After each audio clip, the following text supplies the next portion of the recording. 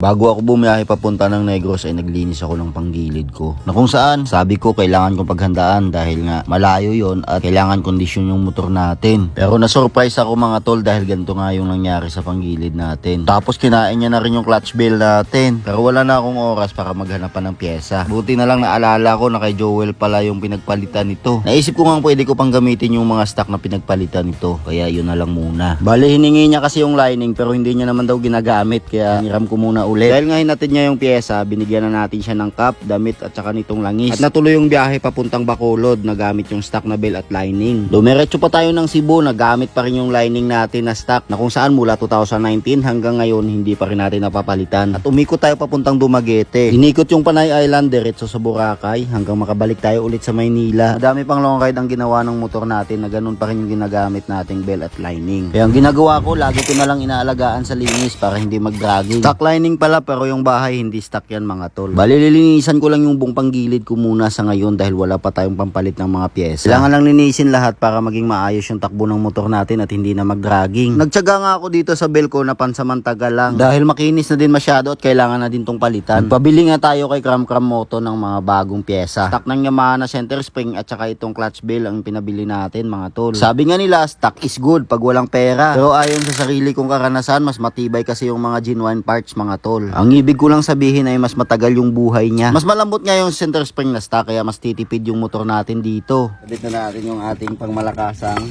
stock is good.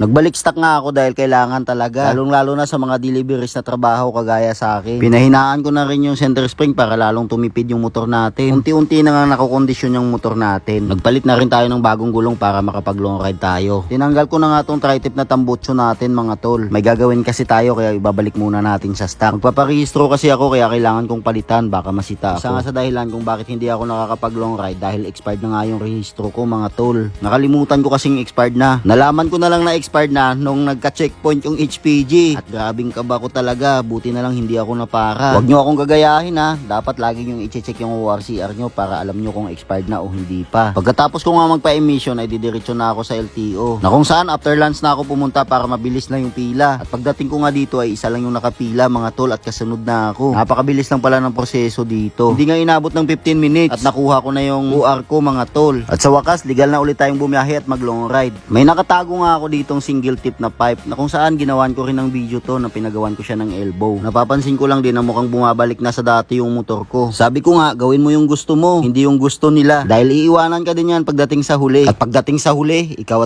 pa rin yung magdidesisyon sa buhay mo. Tanggapin mo yung mga nandyan para sa'yo at iwanan mo din yung mga taong may ayaw sa'yo.